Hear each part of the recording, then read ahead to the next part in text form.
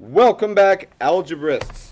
Today we are looking at the conclusion of chapter 2.1, where we are starting to look at quadratics in vertex form.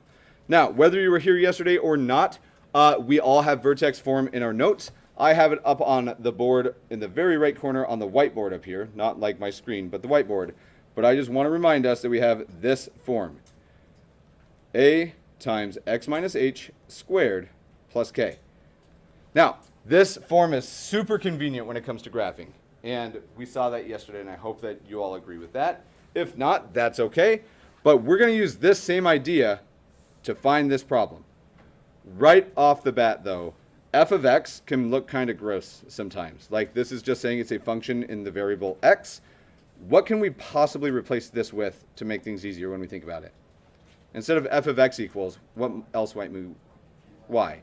So I'm going to cross it out just for now. They're both fine, but this problem is much easier if we think about it as y equals. All right, so first thing that I care about in this, and anybody can answer this, hk is special. What is hk always? Do we know what h and k are on this particular parabola that we're trying to find? So you're right, it's the horizontal translation and the vertical translation, but in general, Angel, more specific, this is the vertex. H comma k, because it goes from 0, 0, and however far to the right and up you move, that's just where it winds up. Okay, when we're looking at this then, I can plug a vertex, maybe 2 and 1, in for h and k. We have those values. If we do that as our first step, and I'm going to try to color code these, just kidding, I'm going to get lost if I do that. Let's dive in. What do I know that h is, according to this problem? X, is it 1 or is it negative 2? So when I plug into x minus negative 2, what happens? So minus a negative turns to positive, and we wind up with this. Do we know the value of k? It's a 1, right? Here it is. I just plugged in my vertex. And I'll try to do better about this. Plugged in hk. You do not have to put these annotations if you don't want them, but I'll try to be better about writing them. Okay, now in this, unfortunately, we have three things that we don't know. Y, a, and x currently. I need the value of a to be able to write this quadratic. If only there were anywhere an x and a y that I knew existed on this parabola. Oh, hey, look, it's right here. We have an x and a y. This has an x and a y. Can we just plug them in? Let's do it. What am I going to plug in for that y value? Bless you, I think. Negative 4 goes in for the y, okay? So negative 4 is equal to a times, instead of x, if only there was something else I could write. There's an 1 for my x. When y is negative 4, that happens when x is 1. I'm going to plug in a 1 for that x. Okay, when I plug this in, I've done it in 2 steps. When you see this again, I think it's reasonable if you plug all those things into the very first step. Okay, same thing, we plug in xy. That's given, or that was given rather. Okay, at this point, how many unknowns are there in this equation? Only 1. If I have an equation with only 1 unknown, can we solve it? I want you guys to do a little algebra practice. Solve this for a. I'm going to give us about 60 seconds. I'm going to call on random people to help me through the little bit of calculation.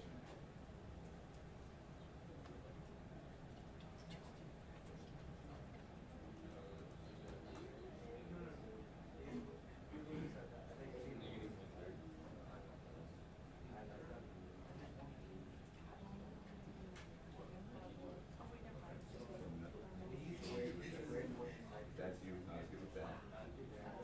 He was going to give us that right away. You do this.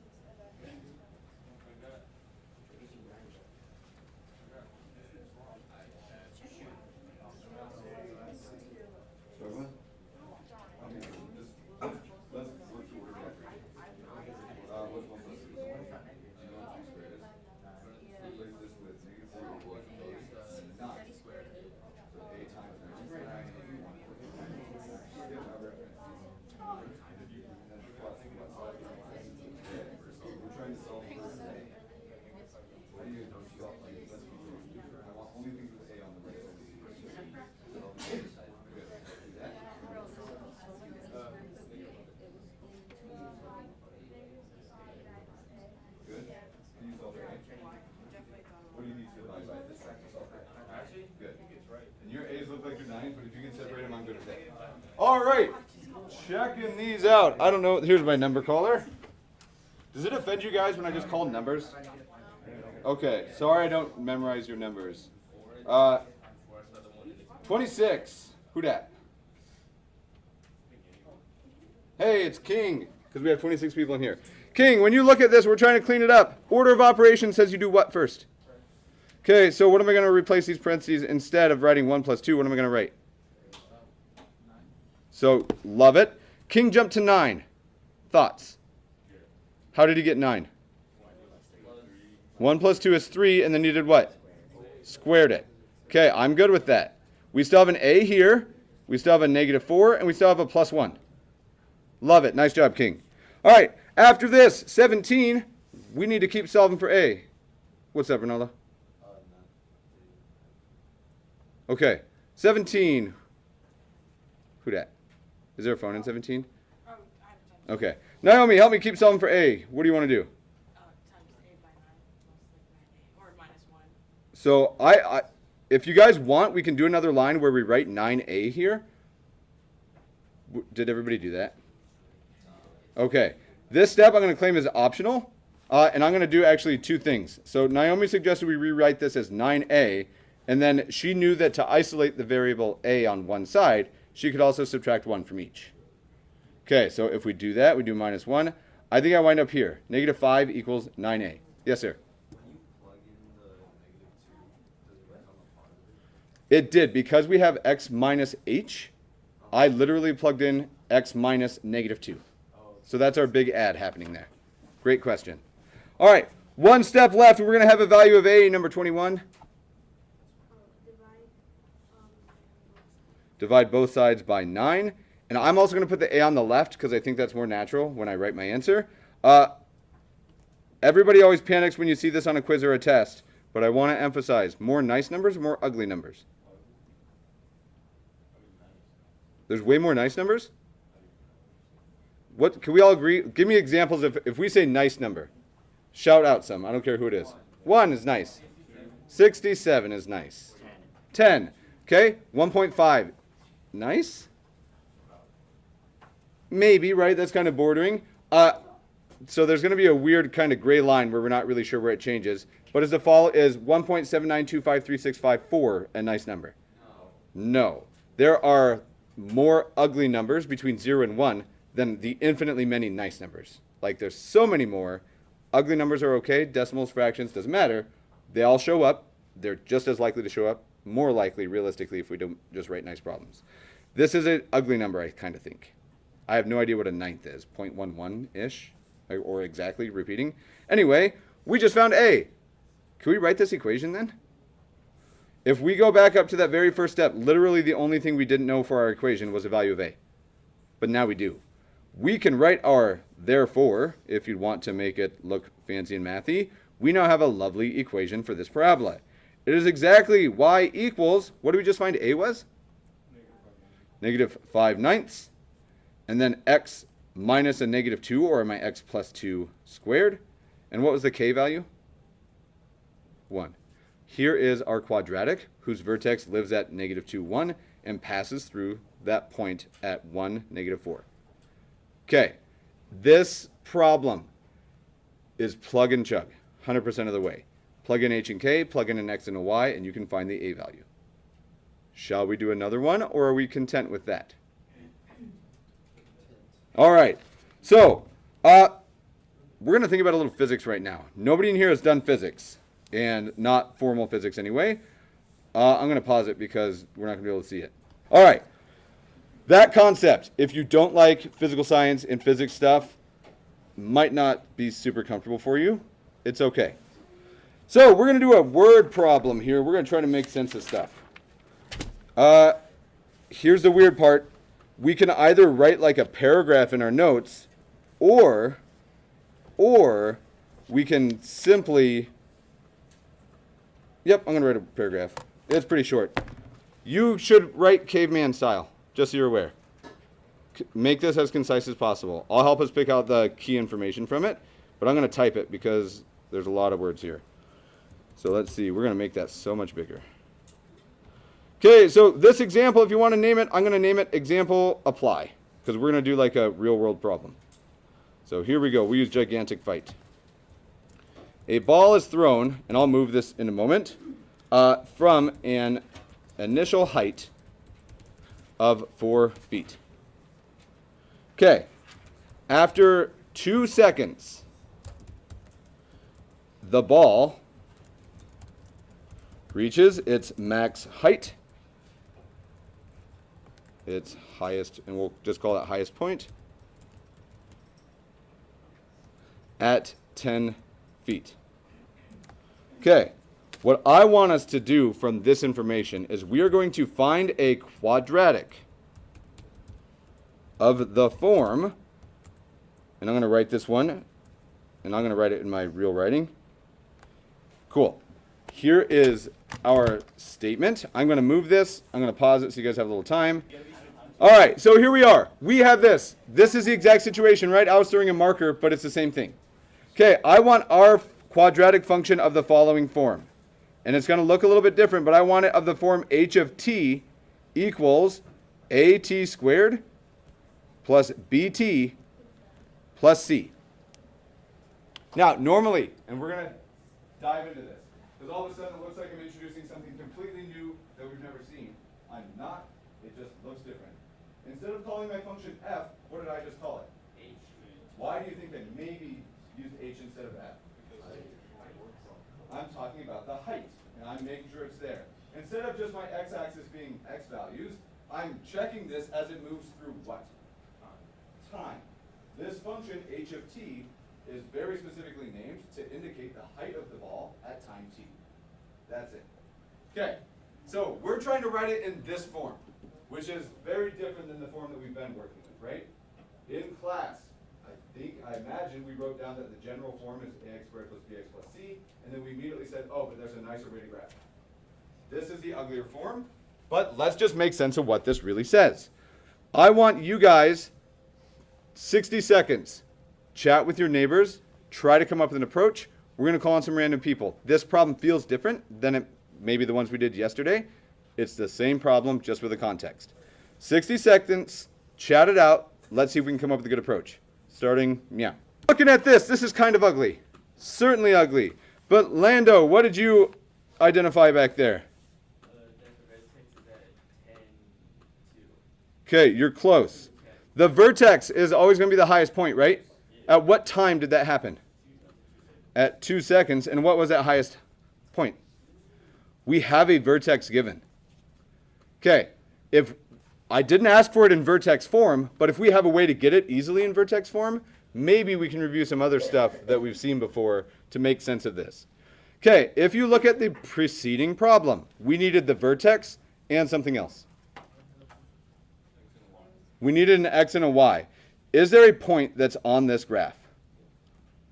So the vertex obviously is. Any other, there's a hidden point in here. Sonny, what do you think? Is it 4, 0 or 0, 4? At 0 seconds, what was the height? 4. We have a point on our graph as well. First thing, why would we have a ball that's already at 4 feet the second that I start to throw? Why does that make sense? Why would we throw it from 0? Because that's what the body, they're like yeah, unless they're like standing in a hole that's exactly level with the ground. If I throw something, I'm not going to like stand down at 0 and toss it, right? I'm going to do it like this, which is roughly 4 or 5 feet. I don't know, I didn't measure, but that makes sense. I can see why that would be the case. Okay, now as we look at this, here's a decision. With this little bit given, I want you guys to find me the vertex form first, or are we doing it together? All right, I'm going to write this back up on the board. I know it's on the whiteboard up there, but I'll write it as y instead, just because it's easier to think about. Y is equal to a times x minus h squared plus k. Now, here's just to save a little bit of time in the way we write it. The vertex is represented by what letters in this lovely vertex form? There's my h and my k, and these two things underneath are the what and what then? It's like my x and y. Now, in this case, it's really the height and the time, but x and y, same thing. Like we're just changing the letters. Can I plug in y, x, h, and k? I think so. Okay, so when we do this, let's check it out. I'm going to plug in for y. It's going to be a 4 equals, we don't know a yet, so we'll just let it ride as a value.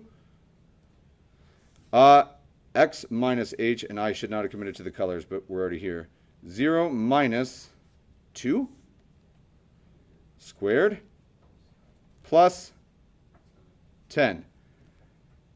I'm going to give you 30-second head start. I want you to solve this for a so we can get our function h of t in vertex form. 30 seconds.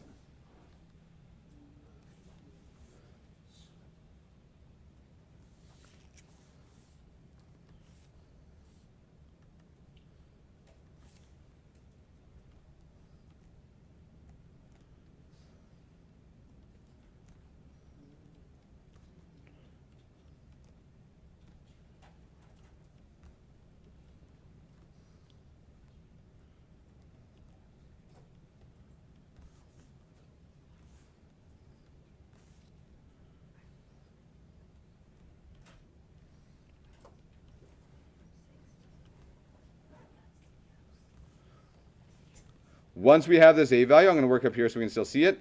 I'm not ready to write it like this yet, but we're close. I now have that the height at time t, h of t in this situation, is apparently negative 3/2 x minus, what was the h value that we had?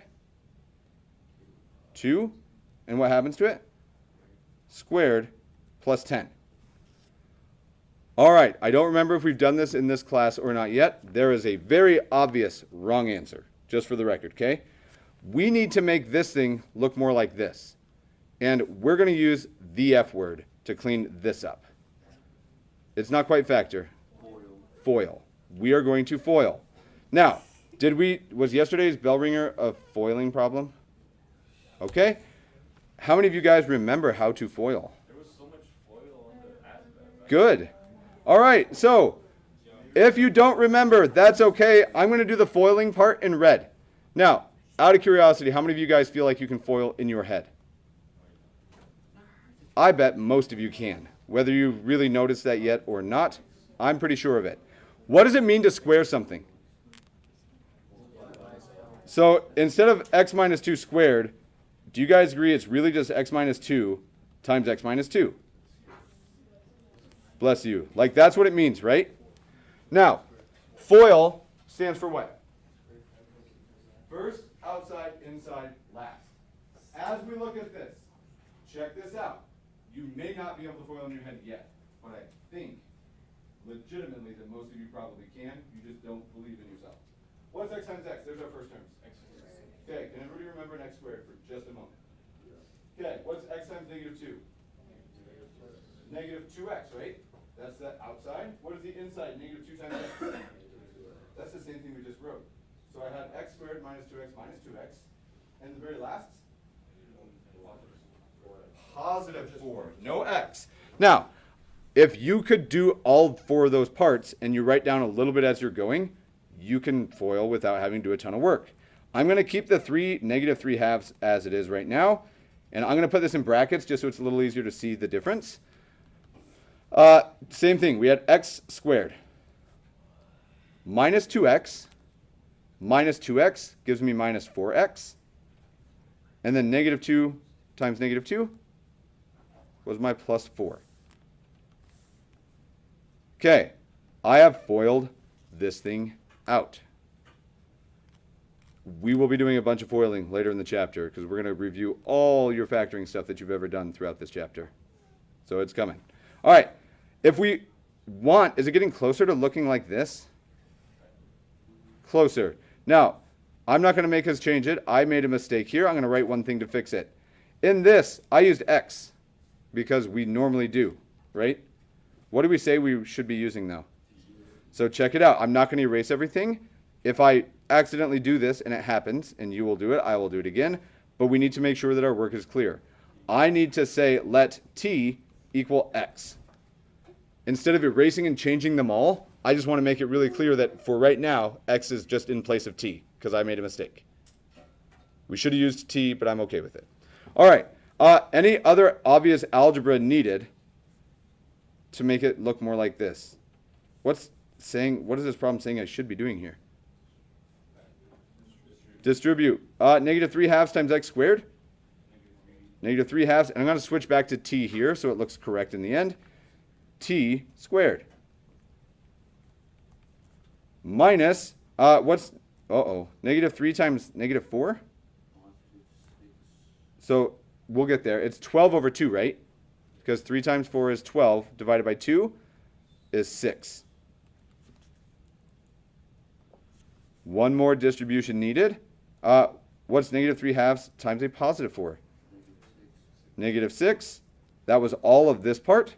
And there's only one thing left that I want to make sure I don't forget to write down. Plus 10. We are one step away from having it exactly in the form that we were asked to find. Here we go. Our answer then, there's only one like term to clean up. H of t apparently is negative 3 halves t squared plus 6t plus what? 4.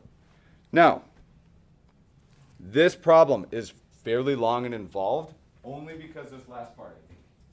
This part, as long as we can identify the vertex and the point, it's the exact same problem that we wrote yesterday.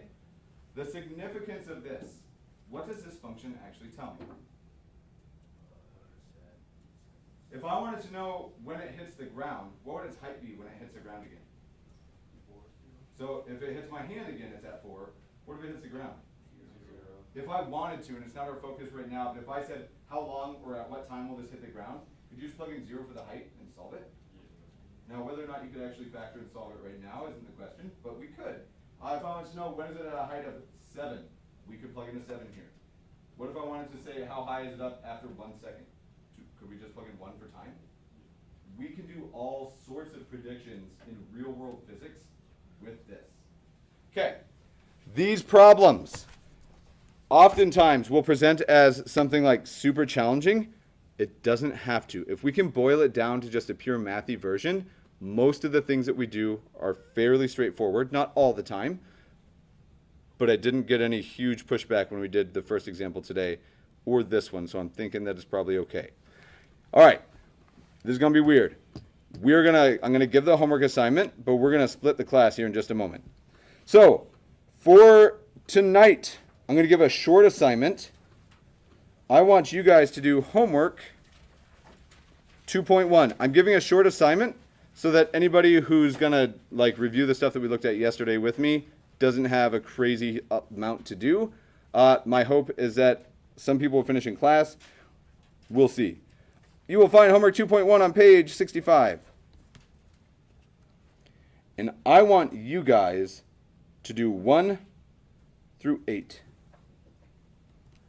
Super short assignment. You can do 6 and 7 and then just add 1 through 5 and you're okay. And then 8. I'd probably just write that though. Cool. 1 through 8. Super chill. All right. Before you all get books and start working on it and stuff, what I want y'all to do is, if you want to rework some examples from yesterday and you were here, I'm cool with it. But if you missed the ASVAB, I want you to miss class because of the ASVAB. We're going to do an example or two real quick. I want you to physically stand up and come to this side of the room because I'm going to be doing it on this screen. If you were here yesterday and you feel comfortable just working through the assignment, you're going to take their place and you can go start the assignment. Cool. I'll give you guys a moment to switch. I'm going to end this video.